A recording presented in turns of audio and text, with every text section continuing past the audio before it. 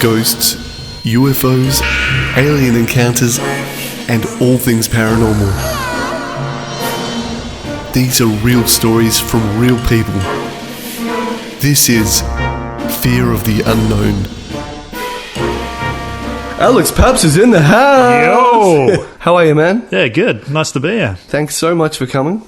You're someone that I've always seen around, but we haven't properly sat down and had a good chat. We've spent the last hour or so just talking about how much high school sucks. And I guess every time we see each other, it's at a gig and it's kind of at work, isn't it? Yeah, that's right. So, I asked you yesterday if you've had any unexplainable or paranormal experiences, and you said you had a couple, so I'm really interested. Yeah, you come across as a guy who's seen some shit, man. Yeah, well, definitely. I've been a lot of events that are hard to explain in my life, I guess, but something I've always experienced is this precognitive dreaming from a teen. I feel like I always had these moments in my life where I was like, hey, this has happened before. Yeah. And I guess, I've done a fair bit of reading up on it years ago, and I think it quite often gets dismissed as just this feeling of deja vu. Yes. And it's very easy to, I guess, come up with a scientific, logical explanation for why you experience those feelings.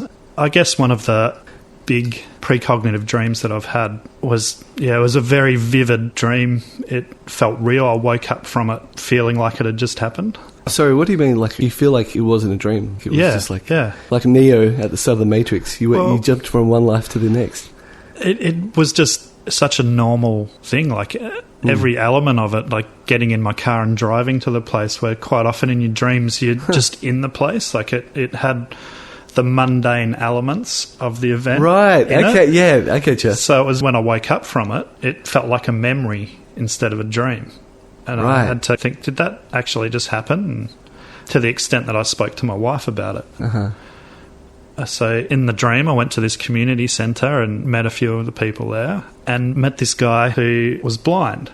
And the details in the dream were very vivid. So he was a surfer and went to California for a surfing comp. And while he was there... This is your dream you're talking about? This is my dream. Okay. While he was there, he met these skater guys, and they said, well, you can surf, you should be able to skate. So he jumped on a skateboard, fell off the skateboard and hit his head, and that's how he went blind. Oh. There was some neurological damage from him hitting his head, and was having this long conversation with him, and then he said, do you want to play darts? So there I am in my dream, playing darts with a blind guy. Bizarre. Really bizarre dream. Yeah.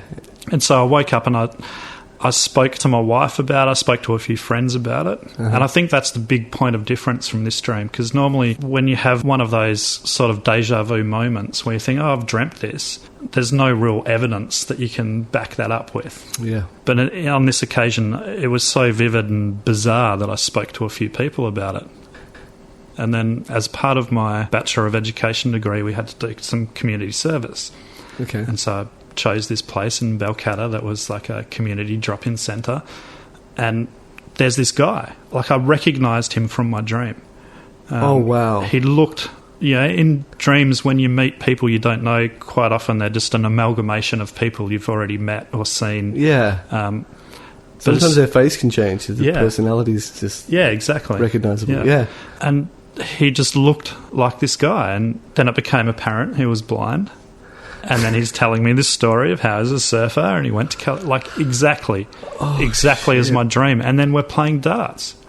I'm playing darts with this blind guy because he could still kind of see shapes. Right. He could perceive certain things. He could perceive shapes from light. So as long as there was enough light in the room, he could make out the round dartboard. He couldn't really see the numbers or the bullseye or anything, but he could make out the shapes enough to throw darts at what he knew was the dartboard. Yeah. I'm such an idiot. I didn't even question the idea of a blind person playing darts. I was like, yeah, sure. Okay. So I rung Mel straight away after this and go, oh my God, remember that dream I had? I just played darts with a blind guy, and was just really freaky.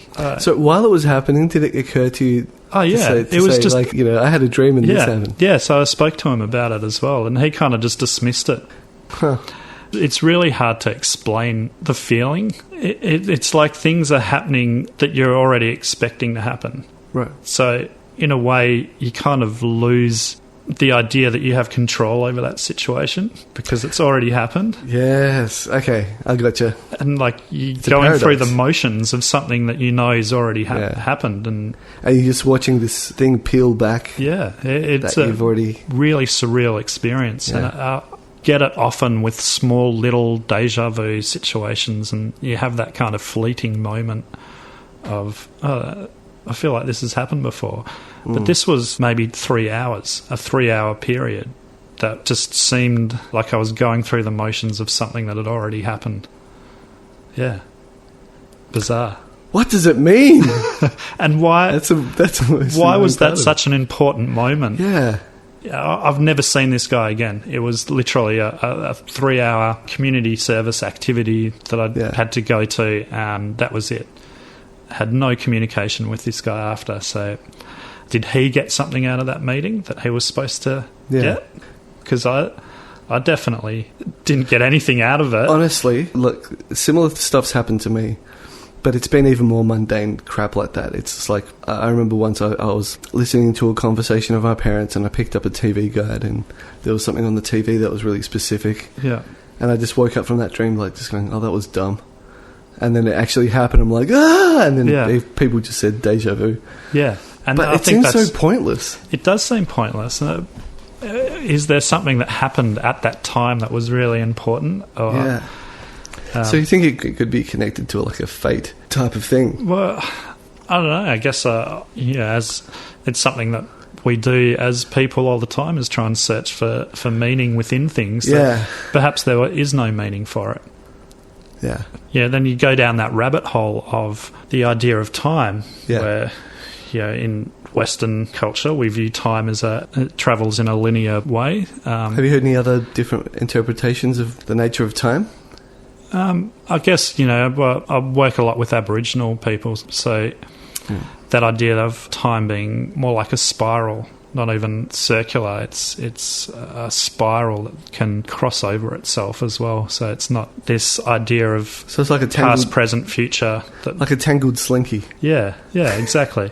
Yeah, and working with groups who speak Aboriginal English, which I'm not sure how much you know about Aboriginal English, but I'm an expert, it is really using English, standard Australian English words, but underneath that is all the cultural worldviews and pragmatics of Aboriginal languages. Right. Because language is more than just words. That's just the tip of the iceberg. Underneath the surface, you've got the cultural worldviews and the ways of interpreting meaning from things.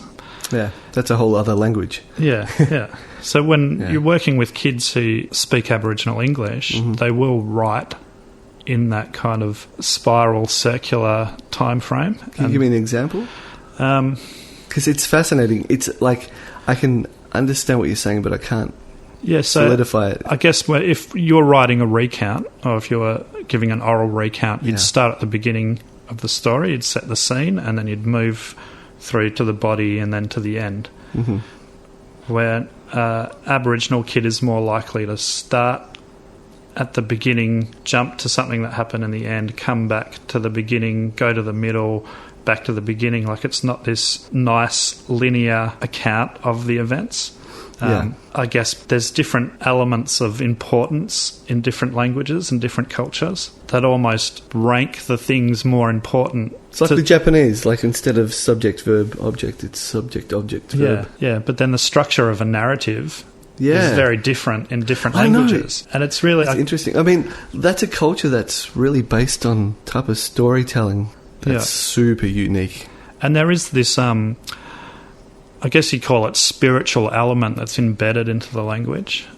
So, for example, the sentence, the cat had red glowing eyes, for someone with a Western European background would think that that's just the cat reflecting light from its eyes. Yeah. Where if that was coming through an Aboriginal English speaker's writing, it'd indicate more of a spiritual element. So, same words, different interpretation. Right. Yeah. It's almost like it reminds me of metaphysics. Yeah, but not quite. Not quite. I think because that spirituality is so embedded into the culture, of course, it comes through language. Right. I think the barrier that exists for standard Australian speakers trying to communicate with someone who's speaking a different dialect, whether it be Aboriginal English or Liberian English, is that we're hearing words we know and interpreting them through our cultural worldview. Yeah. Where they're putting through a very different meaning. That's right, and they've shown that multilingual people put on different personalities. Yeah. When they're speaking different languages. Yeah. But because, like, even senses of humour, like, Dad likes to always send me jokes in Spanish, and they're hilarious because the type of words have such an implied wit that's so different to English. Yeah. That they'll say something very simple. Yeah, and it'll be interpreted very differently. Yeah. Like, if you have a friend who's chubby, in Spanish it's quite accepted to go, "Hey, my little fatty tub piece of cake, my little chocolate ice cream," you know? You'd say, but in any English country, it's just like, what are you doing? Maybe. But it's actually, it's very, when you hear it in Spanish, it sounds really sweet. It sounds so affectionate. And the same with the humour, it's really funny, but if you try to translate that into English, all of a sudden, it's just this... Well, some things you just can't translate to a different language. That's why I theorise anyway that's why a lot of people tend to think of immigrants as stupid or... Yeah. Well, I think we do as a society put a lot of value on language competence as a sign of intelligence. Yeah. I'm an English as additional language dialect teacher, so my whole teaching experience has always been with families who are very new to Australia and not only learning the language but the culture. And some of these people are highly intelligent, come from being an engineer or a doctor or a very high profession, come to Australia learning a new language, a new culture, a new way of life, and I'm sure they feel like their intelligence is always kind of been placed lower than it should be. That's it. Isn't that fucking frustrating? Because it's something that is understood, but it's not acknowledged enough. Yeah. I think it would benefit everyone if that was more on the forefront of our minds. Yeah. It's not just language that's a difference. It's not just culture that's a difference. It's the whole... the way of interacting with the world is different. Yeah. It's you could have two people that are, let's say, a Christian from one country and exactly the same sort of brand of Christian from another country. And they'll still have some real diversities between the way they relate to their religion, I'm sure. Well, even, I grew up, my family's Greek, so I'm third generation Greek Australian. And really interesting story about how language develops differently when you move away from your home country.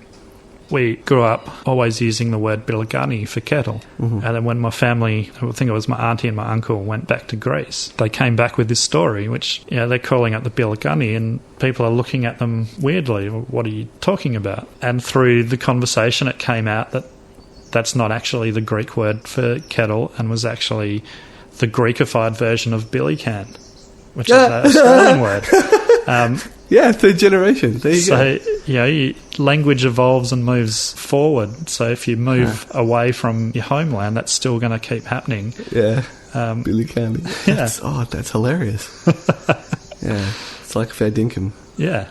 Yeah. Isn't that the Chinese? They were... that's right. From the rail workers. Yeah, all the goldfields. Rail workers. They were having to pay more for drinks than the Australians. Yeah. They were protesting. So they said, we want fair drink prices. Fair dinkum.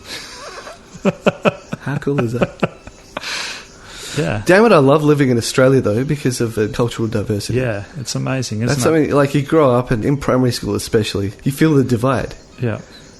Maybe the Asian kids are sort of quiet, or maybe other races are more like this. You can really feel a bit more of that purity. Yeah. But because you're all kids, you all learn to get along. You all learn to understand. You have to sleep at each other's houses, and you understand this sort of crap. It's awesome. I find that when you travel, it's a huge benefit to be Australian. I spent a couple of years in Japan, and every time someone hears that you're Australian, they're like, this person's going to try and figure out what I'm saying. This person's going to try and understand my vibe, Yeah. Yeah. We got a great reputation. Yeah. Yeah, well, I guess some other cultures expect everyone to meet them, even though they're in their country on holiday. Yeah, that's true. You've got to meet my expectations. I'm not going to try and figure out your expectations. Okay, let's get back to aliens and having sex with Bigfoot. Another really quite strange dream event, and I still have no logical explanation for this. So my father passed away when I was quite young, and It's no secret that him and I didn't have a very tight relationship. I often have dreams about him. This one night, it was a very spiritual, even demonic kind of dream where he was trying to burst through into the physical realm, and it was quite intense. It was a very blurry, abstract dream. Mm. But I remember like these kind of thuds happening in my dream, and then this big pop, and I woke with a fright. Mel, my wife, woke with a fright. What was that noise? Sometimes you incorporate things that are actually happening into your dream. Yeah. So it felt like it might have just been that. Get up, go into the dining area of our house, and there's just this pile of glass sitting in the middle of a table, like very small little glass pebbles. As Mel and I walk into there, we can just hear the glass going, and like could actually see cracks forming in these little glass pebbles. And it was this nice, neat... So let's just back up here for a second. Like, so... It was freaky as fuck, yeah. I'm not going to lie. I had all the hairs on my body, which there are a few of them. Was there anyone else in the house, I'm gonna do the usual bullshit sort of third degree. Just our kids. Just our kids. Okay. And they didn't bring in any... This was probably late at night, I assume. Yeah, it was wee hours of the morning, like 3 o'clock. And there's a pile of pebbles on a table. Well, it was glass pebbles. Glass pebbles, yep. Tiny little... there wasn't any real big chunks of glass. It was indistinguishable what this glass was. So then we're examining the glass, and there's just this one little bit of handle. So it was one of our latte glasses, right, which had a very sturdy glass base, and that glass is made to have hot liquid put in it. It's tempered, right? Yeah. So, it's supposed to... But also it was just in this pile, like it had just imploded into itself. There was no bits of glass that were far away from the pile. I've had friends who have had those glass outdoor tables that, due to changes in temperature, the glass has burst and it goes everywhere. But this was very different. It was just in on itself. And then in speaking to Mel about the dream I had, feeling like this is a paranormal experience of my father. Right, thud, pop. Yeah. She then said, I was dreaming about your dad as well. Mel had never met my dad. So we had this shared dream leading up to that glass imploding on itself. Yeah. That's bizarre. Yeah, I can't explain that. It's bizarre. Because I've had a shared dream with my wife as well. We both woke up laughing. It was about the same thing. Bizarre. Yeah, and I'm like, why are you laughing? It's like, the lady dropped the thing. And we both saw the same dream. But anyway... Yours crossed over into the real world. Yeah. I tried to research into what scientific explanation there could be for this glass. Doing that, I've found nothing that really kind of fits the bill.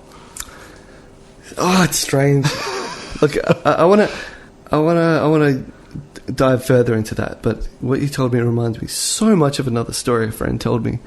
It was a workmate, and he came to work, and he's like saying, "My house is fucking haunted." Wow.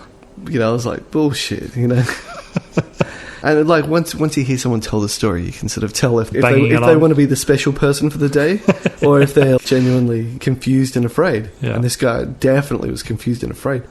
So what happened is that for nights leading up to this event, he would hear children's footsteps. Yeah, wow. Like, down the corridor. And that seems to be like a common theme. Yeah. It sounds like a trope. It sounds like a cliche. Yeah. His mum's like a white witch, so he grew up kind of with that sort of Wicca witchcraft thing going like on around. Like I grew up religious as well, so you'd have your kind of way of dealing with the supernatural, the non-physical realm crossing over or like trying to freak you out. So you'd be ready for it in a way.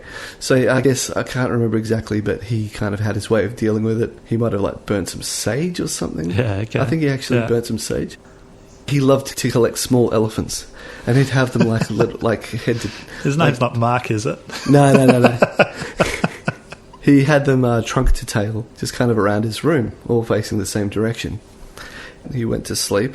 He woke up a few hours later, and they were all facing him. Wow. Oh, man, that's pretty freaky. Yeah. But you always got to think, maybe, like, I've got a friend that came in a prank, was trying to screw with me. He turned them all the right way, and he closed his eyes and opened them again, just to look at them, and they were facing him again. he jumps out of bed, and this is like with the footstep sound, gets out of bed and calls his mum. He's in the lounge room, and he's got like a glass table, but like this is a tempered glass coffee table. And while he's talking to his mum about this thing that's happening, he sees a single line appear in the glass, and it just explodes. Wow. At the time, I didn't want to believe him. Yeah. But these days, after the shit I hear from people, sometimes I'm just like, yeah. You always want to go to a logical explanation. Yeah. Because I've definitely lived in a house where there was nighttime footsteps. It was a very old Federation house with floorboards, and me and my housemates all could hear these footsteps, and we kind of just put it down to acoustics, that it was possibly the house next door or something, and it was just the way the acoustics were working, especially late at night when there was no noise. Yeah. It sounded like it was coming in our house. Yeah. But I guess part of that is to feel safe in your own house as well. Yeah, right. You know, you don't want to believe there's a spectre running around your house when you're trying to sleep. That's freaky shit. Yeah. I've got a thought that crosses my mind. Because, you get different brands of these paranormal happenings, and they're usually either something to do with religion or something to do with ghosts or aliens. Yeah. And when you look enough into alien stories, they seem a lot like ghost stories. But then again, you have all this time shit happening. Yeah. Which kind of like... Yeah. And that's something that, like, it's frustrating because we like to think that we're pretty smart, but I think there's such a huge slice of science that we haven't even begin to scratch at yet. Of course. Well, even just if you think about the science of how we perceive the world through light bouncing off objects, entering our optic nerve, of course there's only going to be a certain amount of reality that we can see and perceive, and our brain can make sense of. So there's definitely got to be more to the universe than what our eyes can perceive. Of course. I always think it's arrogant to assume that that our physical plane is the be-all and end-all of the universe. Yeah, it's like, it's got nothing to do with you being bored at church when you were a little kid, okay? Yeah. This is stuff we haven't discovered yet. Yeah. Because you hear the argument that I love to hate. It's the whole thing of like, if you burn all the books in the world and you let humanity rewrite them, the science books are going to be the same, and all the religious books are not. It's like, how the fuck do you know that, man? Yeah. Like, there seems to be like a long time ago, when we were less hell-bent on proving and understanding the physical world. Society and civilization in general, I mean, they weren't idiots. Yeah. You can understand, they weren't like these primitives. Yeah, which is what we always do through history. We always assume that generations ago humans were less intelligent than we are now. I guess you can even bring this back to language. I mean, the language we use now is very different to the language used 100 years ago, thousands of years ago. We're still trying to make sense of records through our language. As the Bible's a really good example, the Old Testament, because that's written quite a while ago in a language that isn't even alive anymore, and then being translated through different languages before it ended up in English. Like we said before, some things are very hard to translate from one language to another. Yeah. So what you end up with is a very literal English version of something that could have had a very, very different meaning when it was written in the Old Testament in the original language. Through eyes that we can't even imagine how they were interacting with the world and perceiving the things that were going on. Yeah. I don't want to come across as a Bible basher here, but I find this subject particularly interesting because several years ago I was like, something seemed wrong about the way people interpret scripture. It just started to bother me as I got older. I'm just like, suits and hymns and these very human construct sort of Western culture, Anglo rules that we've washed over. Yeah. So I got more and more frustrated. I'm like, screw this. I want to understand certain things myself. So I went on this like sort of Bible study binge. And I wanted to understand like the weird stories. I wanted to understand the Ark. I wanted to understand, the whole Adam and Eve thing. Like, I was sure that there was something there. So there's this free software called eSword. And over every single word, they've got where they've translated it from the original Aramaic. Yeah. And there's a lot of shit like how supposedly Satan lured Eve with an apple. Yeah. And then snakes were cursed to eat the dust for the rest of the time. Crawl on their belly. Now, if you look at the Aramaic word, it's snake or worm. Yeah. They're they're interchangeable, those two words. So it sort of makes a lot more sense that if you're going to believe the Bible story, that it's talking more about a worm, because worms now eat the dirt and they live underground and, So anyhow, that was just one thing. The next thing was the ark, and it was really interesting because I was like looking, it's so bizarre. If you look at that part of the Bible, it's so fucking weird because it's talking about like people and what they did, and all of a sudden, and then out of nowhere, there were giants in that time. And then, immediately after that, here are the instructions for building the ark. Yeah. And they use, like, units of measurement. What's a unit? Cubits? Yeah, cubits. Yeah. So I was thinking to myself, hey, if there were giants and a cubit is, from the Roman era, it's the distance between the tip of a man's finger to his elbow. Yeah. So, like, 15 inches or whatever, 20 inches. But if there were giants, and if that was the relative unit of measurement... let's say there were giants and small people, and you'd build your house and you'd use measurements that like are relative to your body size. Yeah. So if you're a dwarf, you'd build a house that's 50 cubits long according to your size. Course, or if you're a giant, you do it. So let's say that there was giants, and let's say like Noah was a giant, who'd be able to build this massive ark. And and there's another mystery with that. They talk about gopher wood. No one knows what gopher wood is. Yeah, wow. However, in Aramaic, they found instructions for the ark as well. Yeah. But it's a round thing. It's not like a cigar-shaped thing. Yeah, okay. It's a round thing. And derivative languages from Aramaic, there are cultures that have this boat. It's a round boat, and it's called a gopher. Ah. So I was like putting together all these things. Yeah, But it's great when you get to look at the original language. That's my point. Yeah. Because I went on this whole trip and I was loving it, because all of a sudden you get to see the world through a different way, not just not recycled through like one civilization has got to rewrite history, and then another civilization has got to rewrite history. I mean, the whole story about how the world was given access to the Bible is it's a very corrupt and long story. Through the New Testament, Christianity side of the Bible, the Old Testament was very old and probably existed as oral stories way before it was written into a book.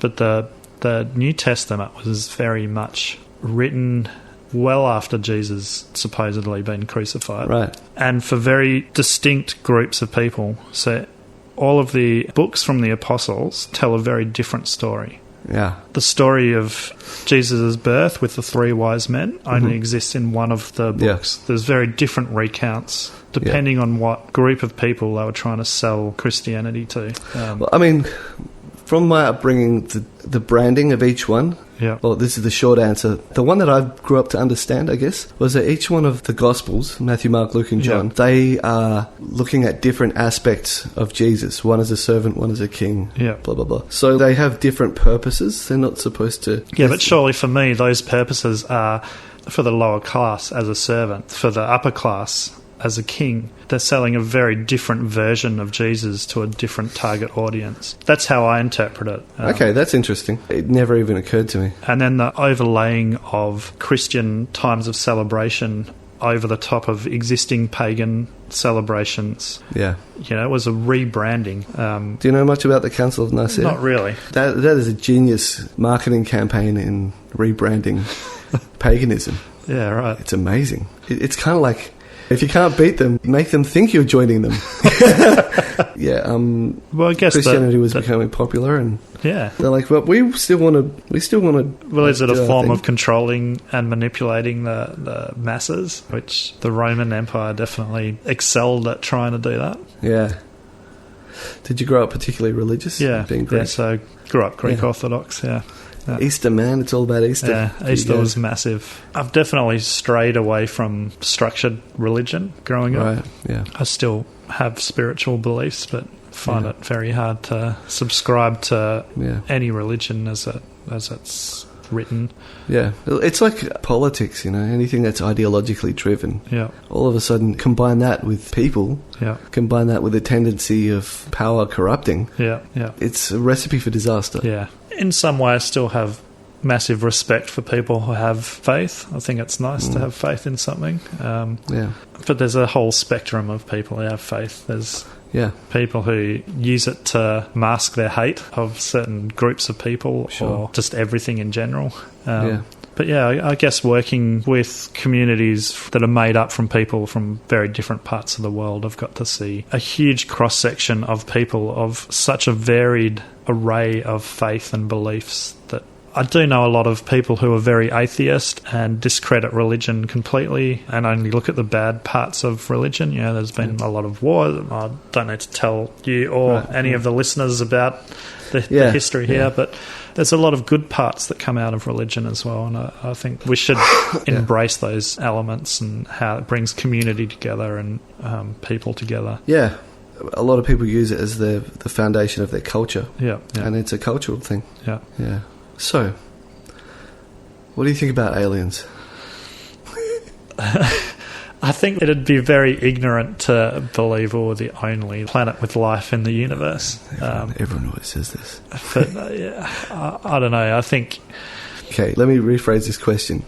Do you believe in the possibility of aliens being among us? Yeah, definitely. Yeah, definitely. Cool. I'm done with that. I guess the pyramids is a big one that comes up a lot in the alien conversation. I think it's really bizarre that we can't imagine an ancient civilization that could do things that we can't, and therefore it's aliens. Yeah, aliens built the pyramid. Like, perhaps this culture had a understanding of things that we can't imagine. Yeah, I don't know if I'd immediately jump to those inexplicable ancient buildings as aliens.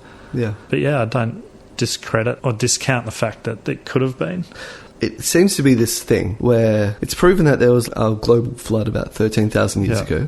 Before then, it seems that humankind had an interaction with this other world, whether it be through spirituality or aliens or whatever. There's lots of evidence of that's compelling. Yeah. After this flood, we became more humanistic, and it seems like the spirit world didn't want to have much to do with us. Like, there's not much evidence of miracles or bizarre technology or powers of any kind. Yeah. And as a result, we engineer things totally different to how we engineered stuff before. Yeah. And it's very coincidental that when the bombs were dropped on Hiroshima and Nagasaki, all of a sudden things like Roswell started to happen. UFOs suddenly appearing everywhere. Yeah. And people are having communications, and there's this kind of little narrative going on that you hear from here and there that they're very much against nuclear armaments, nuclear weapons. And a lot of people say that it's because they're huge environmentalists, but there's another group of people that say no, it's actually nuclear weapons affect their side of their dimension that's parallel to ours. And that's... Yeah, I've been down a bit of a rabbit hole reading up on some of that stuff. Also, those theories about how quickly technology started to evolve from those moments. Yeah. And I know a lot of it gets put down to, war is the mother of invention. Yeah, and some of this shit, like optic fiber technology and silicon chips. Yeah, that's what I was trying to say.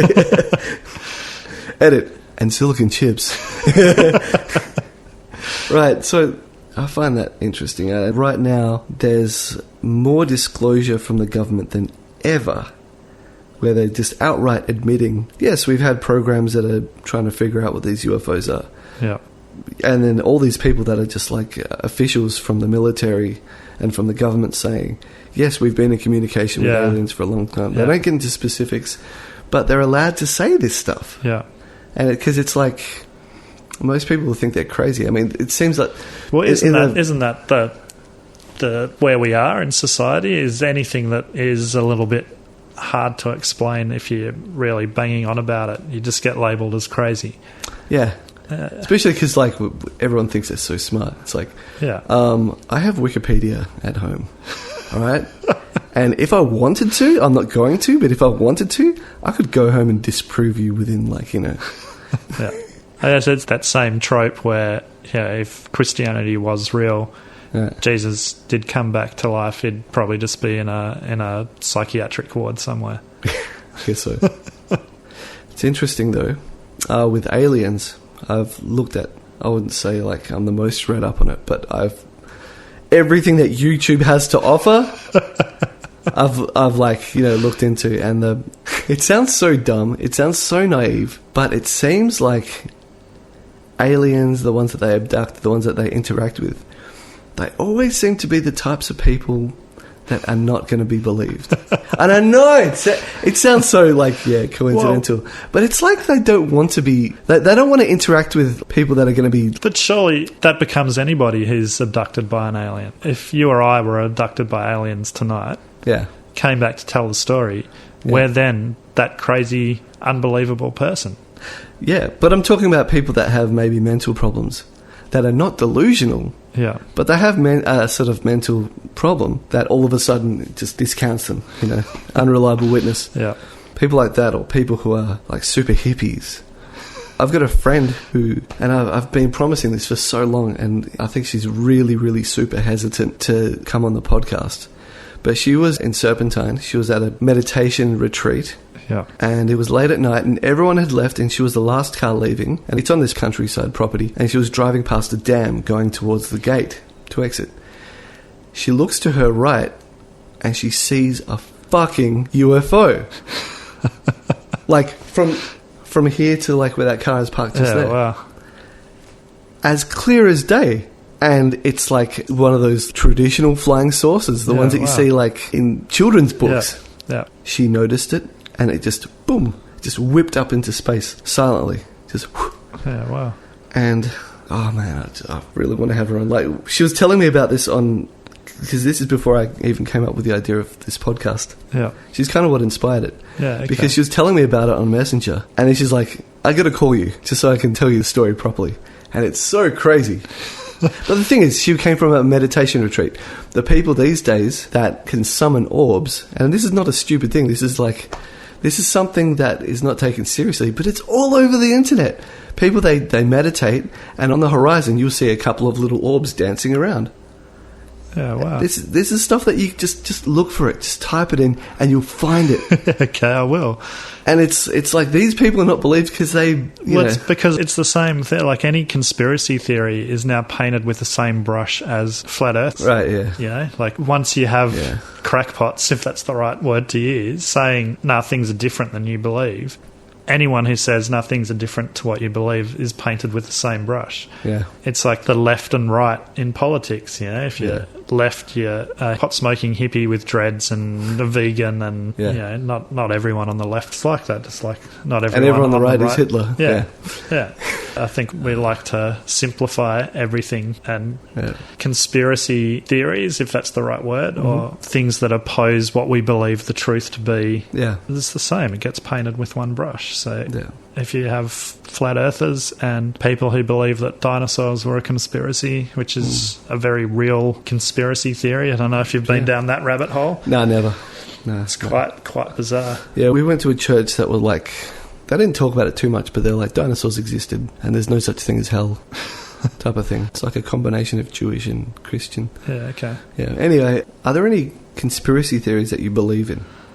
This is something that I never go down this rabbit hole enough. Yeah. But, I don't know, time travel is always something that I've really, really been interested in. And I know you've done a segment on time travel. Yeah, it was just the clickbait name that I gave it. But you got to listen to that one. That's a crazy fucking story, dude. Yeah, cool. I guess, coming back to the precognitive dreams, if you can dream something that hasn't happened yet and then it happens, is that kind of alluding to the fact that time isn't linear? Because how could you have this dream of something that hasn't happened yet if time was linear?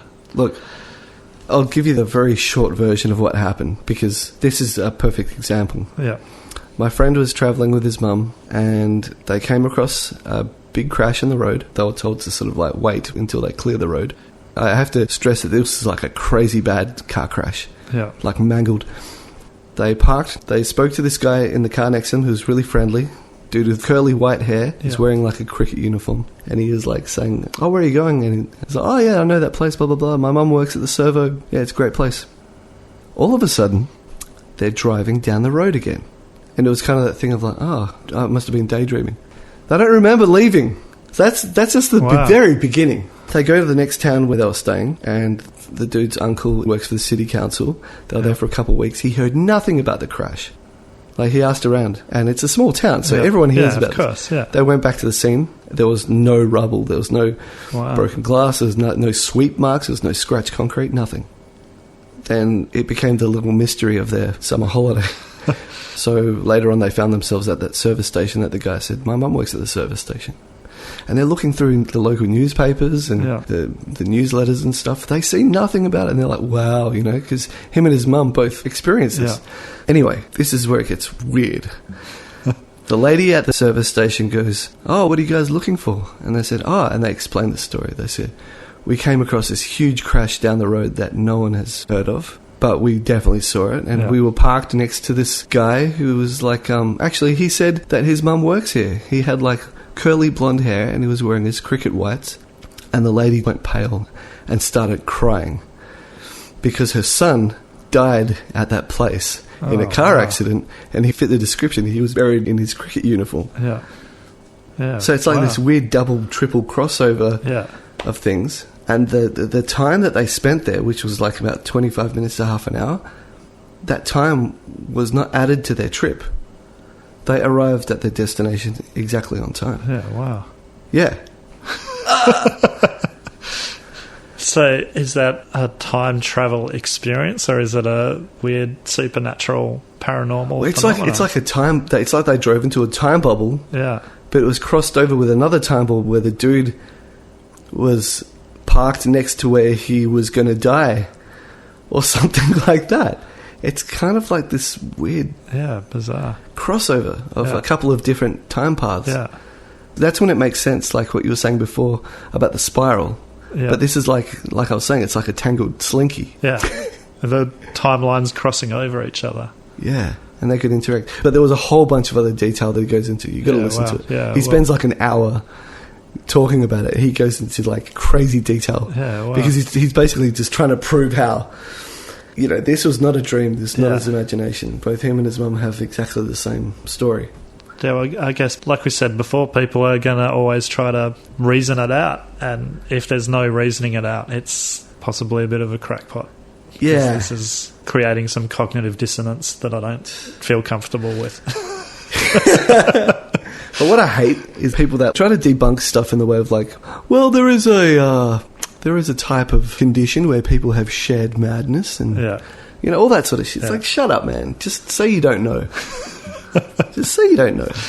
I don't know. It's bizarre, isn't it? The need to make the unknown easy to digest. Yeah.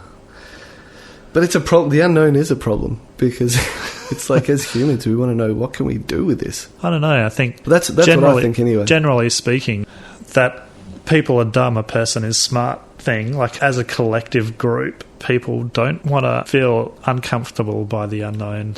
Yeah. Yeah. That's really evident. Even climate change can be put into that basket because to change to a more sustainable global way of existing is unknown. Like, what does that look like? It's unknown. So that causes a lot of discomfort. I want things to stay the same. I want to keep my house and have all my luxuries and creature comforts. Yeah. So, no, I don't believe in climate change. Yeah. Because if I do, things will be different for me.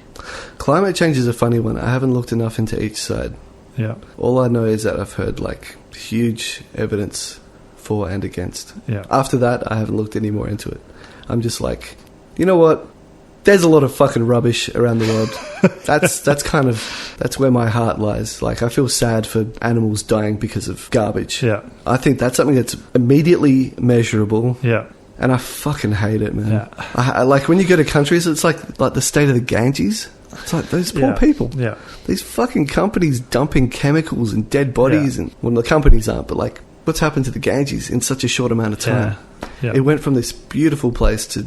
And that's real. Yeah. I guess the argument is focused around on whether climate change, which is happening, evidence-backed, like it's hard to deny that the climate is changing. Mm-hmm. The argument really lies with whether it's man-made or not. Yeah. And quite often the Ice Age is brought up. Well, we weren't producing carbon in the Ice Age, and that still happened. You know, this is a natural process of the world changing. the other side of that is, well, yeah, maybe we are going through a bit of a natural change, but the things we're doing are directly contributing to how that's going. So let's dive into the conspiracy part of that. Yeah. Why do you think people like Rupert Murdoch are denying it? Well, I don't know if you know about the Exxon emails, which I don't. I've only read a little bit about this, so I'm definitely no expert. But I believe it started in the late 70s, where the oil companies, definitely Exxon at the helm, had been collecting data and evidence that the burning of fossil fuels was possibly going to have this catastrophic impact on the environment. And then by the early to mid-80s, they had to make a decision of how they were going to deal with this, because it was becoming hugely obvious that they were having an impact on the world.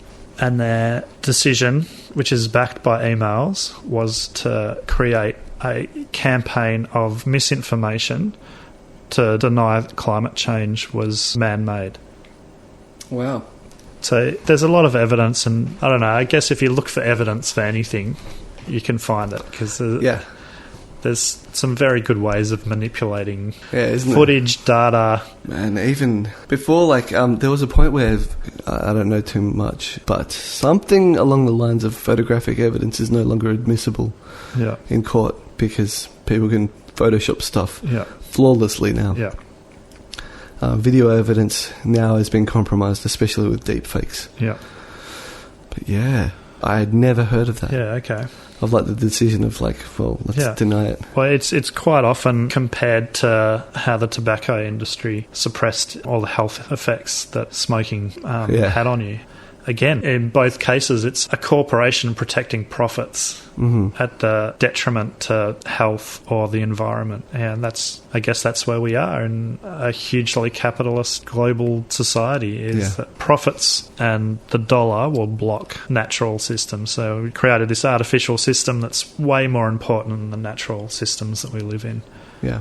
That's one of the huge injustices of the world that most people will never truly grasp, I think. I think that's the biggest conspiracy in the world, the way the rich keep their riches and how they will always keep us down. Of course. And I know you know that we probably both have a lot of friends who subscribe to the idea that communism or socialism is what we need to implement over capitalism. But I firmly believe that the system that we need hasn't even been a blip in someone's neurological activity yet. It's so far away from where we are that we... I think there has to be a bit of human evolution first. Well, I think we have to I think I go the other way. To ascend. When I talk to people about, well, what do you think? How do you think we're going to change? My reply is always catastrophic global event. How we are now is not going to change until there's 100% need, not even 99% need. Yeah. Because we're probably getting pretty close to a 99% need. I really think something major, catastrophic, has to happen, way bigger than we've ever experienced. You have to destroy the system in place. Yeah.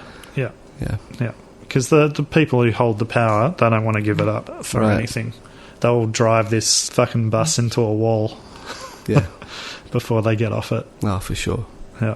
Well, that's a bit of a downer, isn't it? No, it's not really. It's actually...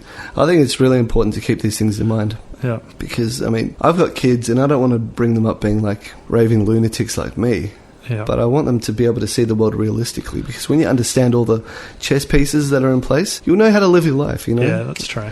It's better to understand the system, even... It doesn't matter how unjust it is. It's good to understand it so you know what steps to take to protect yourself and to give yourselves opportunities. Yeah, my son, I think he must have been about 12, maybe even a bit younger, when he made the analogy that climate change is like Voldemort, where there's this small group of people in New Voldemort had come back, but no one was ready to accept it, even though the evidence was so clear. They're like, no, it's not happening. Yeah. I thought it was quite an insightful analogy from quite a young person. Yeah. Sometimes kids have such clarity. Yeah. Sometimes. The rest of the time they're stupid. And we're way better than them. Hear that, dum-dums? Related to that, also really interesting is just the world of the people that live at the very top. Yeah. We can imagine whatever we want, and usually it's a simplified version of billionaires counting their beautiful money. Eating caviar. Yeah, but surely, especially with as much time has passed, the billionaire culture has, I'm sure, just like the normal people down here, they're becoming more self-aware about who they are and what they're doing. Yeah. I think they may justify their evil, or they might... Well, no one wants to perceive themselves to be the bad guy in any situation. Yeah, sure. You're always going to try to make yourself the good guy in the story. Yeah. We're talking about, Rupert Murdoch, if we want to go there, is just a person doing his thing, doing what he thinks is right. Do you know how much he's worth? Yeah. No idea. It'd probably implode my brain. Yeah, because you get into amounts of money that's just impossible to spend. It's like, what is it? If you were to speculate, what do they want with that money? And don't just say power. I want to hear specifics. I want to understand them. I can't even imagine to get inside their head and understand why you'd want that much money. Yeah. What's it called, that pyramid of needs? Maslow's hierarchy of needs. That's right. Yeah. I reckon as you get to the top, there's another little piece. And there's a little another eye? piece. Well, I guess the end game is that you want to become God. That's all I think. It's like you keep all the super technology to yourself. Yeah. That'll allow you to live forever, and you allow everyone, in quotation marks, to live their simple lives down below while you kind of ascend. Well, I think we've got to kind of put it in perspective because, although there's this super rich at the very top, I don't know what the exact stats are now, but this is going on stats that maybe are 6-7 years old. But in terms of wealth, if you have a roof over your head, a fridge with food in it, and a bank account, you're one of the richest 25% of the world. Wow. So just 25%? Yeah. Holy shit. So I guess from our perspective in Perth, Western Australia, we're very comfortable. You look upwards and you see that obscene wealth and go, fuck you cunts. But there's an even bigger proportion of people who don't have the necessities we have, access to clean water and a roof over our head and regular food, who'd be looking into our situation with the very similar thoughts. Yeah. I've heard there's even quite a sizable percentage of the human population that are in slavery. Yeah, yeah. And this is proper slavery, as in you get worked to death and you don't get paid, and you're fed to be kept alive so you can go to the sulfur mines and kill yourself. Yeah. The fact that it's a percentage, and man, I feel guilty, but I can't allow my mind to dwell on that enough. Yeah, I should, right? But I guess we all should. I feel totally. Yeah, we all should collectively. Yeah, but it's. That's what we need. Yeah, we need something to destroy the world. I think after the podcast, let's start brainstorming.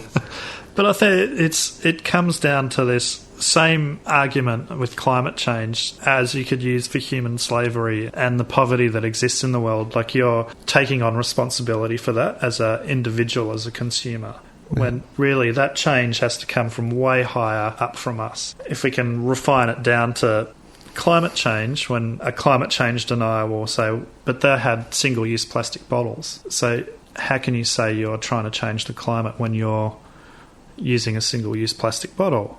Yeah. Ultimately, they're right. But that responsibility shouldn't be put on the consumer. The litter that you were talking about in the Ganges, that's not the consumer's fault. That's the producer's fault. We keep putting the blame on to the household when it's way bigger than that. Yeah. You're right, though. It has to be a totally different system. Yeah. The way that we've evolved with, especially the internet, where all of a sudden they can see everything we're doing, it has to go the other way because of the sheer size and impact that they have. Yeah. The only way that we can survive is that if we see everything that they're doing. Yeah. They have to be more accountable, not us. Yeah, I mean, the world has to start moving away from rhetoric and electing charismatic leaders or all that stuff. That stuff is that might keep peace in a small country. That has benefits on such a smaller scale. Yeah. But when you're talking about the power that comes hand in hand, it's so ridiculous. We're it doesn't matter what happens. It's like the world is set up that we're just going to fuck ourselves. Yeah, well, it's entrenched into everything, isn't it? Yeah, it's good. Yeah, change seems impossible. Yeah. But these systems, like, historically and just naturally, they consume themselves. Yeah. I think we're in this type of dystopia at the moment, but it will destroy itself. Yeah. Somehow things have... The balance needs to be... one way or another, something's going to give. I guess that's inevitable. Just watch the last Star Wars movie and you'll understand. I don't have to explain it. I haven't seen it yet. Yeah, well, balance has to be restored, you know. But I'm a believer in that. Like, you know, you can kick up the dust for a certain amount of time, but then you get tired and then the dust will settle. Yeah. I guess the question is whether it will happen in our lifetime or not. Hope so. That'd be cool. I want to see more things happen in our lifetime. I mean, all the revolutions that we were hoping for, they've either been suppressed or they just, like, completely impractical. Yeah. The thing that pisses everyone off is that we never got the flying car. Which I'm kind of annoyed. Yeah. Yeah, come on. We're like living in the time of the Jetsons, and where's our robot maiden flying car? Yeah. Apparently the technology's out there. Yeah, yeah.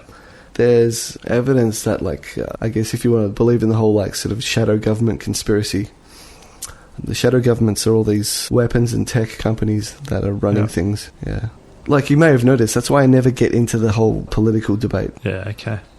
I never do, because it's never just as simple as, like, you know, this guy's a dickhead. It's never as simple as that. I believe that there's so much more. There are people that should be getting blamed that aren't getting blamed. And I find that frustrating. But, you know, that said, because I can hear you, like, taking a huge breath in. Well, I don't know. I guess I have been inside government, so I know how incompetent it is, and the idea that there's, like, this control coming from within. I don't mean control government in that sense. I have to clarify. I don't mean control as in, like, it's someone like, now I want you to pay, like, you know. They're all just chasing their tails, wondering what the fuck's going on. I think any shadow government control is coming from something completely different to the government, who's probably just there as a... But there are aspects of that you can observe. Of course. Like the way that people favour big companies. Yeah. That's just one part of it. Yeah. But I think systems that are put in place... I think systems are the same as technology, you know? Yeah. Because it's this operating system that if it's flawed, if it's over-simplistic, that you can fucking find all these loopholes in it, then you're sweet. That's why politicians don't have accountability. Oh, it's really hard to get accountability out of them. Yeah. You know? Yeah, I don't know. I guess us plebeians sitting down the bottom of the food chain will never really know the truth. That sucks. So much I want to know. Yeah. Like, because I'm sure that a lot of it's... I mean, because I love the whole world of conspiracy and paranormal. Yeah. I'm sure a lot of it's bullshit. Yeah. But I want to get to the bottom of it, damn it. What's that? Like, it's just... At the very least, it's a nice distraction. You know what I mean? And I know there's a lot of conspiracy theories about conspiracy theories being a manipulation from the powers that be in themselves. And they're quite often started from those people pulling the strings, which is a bit of a head fuck, I guess. You go down that rabbit hole. Yeah. Speaking of which, I saw the best video. And I don't mean that, like, it could be true, it could be fake, but it was entertaining as fuck, that's all I know. It's a 9/11 conspiracy video. Yeah. And, you know, you've heard a lot of stuff that's just, like, crazy. I mean, obviously, it's to people who haven't looked into it, they can take it for face value, I guess. But if you look into it just a little bit... It doesn't add up when you look into it. There's something... Things like how, like, people could hear pop, pop, pop, pop, pop, pop, pop, pop of all the, like, explosives happening, and how, like, the towers fell down, like, exactly like a demolition would work. Yeah. And how the Pentagon with no plane and Building 7 and all that sort of shit. But the best one I came across that was, like, the coolest was that they showed raw footage of the planes flying into the tower. The stuff that was televised, there is a single frame where they didn't mask the wing properly. So the wing hasn't been masked. Like, obviously, the marquee tool, they clipped the edge of the wing. So it's crazy. Wow. The conspiracy is that all these news stations had prepared footage and stuff like that. Another cool one is that there's a helicopter shot, and just before they go to air, there's a panning shot of the sky, and you see nothing. Pans across the city, straight to the building, and then out of nowhere, just out of frame, a plane goes poots into the building. The second one, yeah, I love it. So all this raw footage surface that there's nothing. Well, I've seen a couple of engineers talking about how the way the building collapsed was impossible for what actually happened. But I've never seen any of that footage. Yeah, I'll share it on my Facebook page. Yeah, cool. Because I favorited it.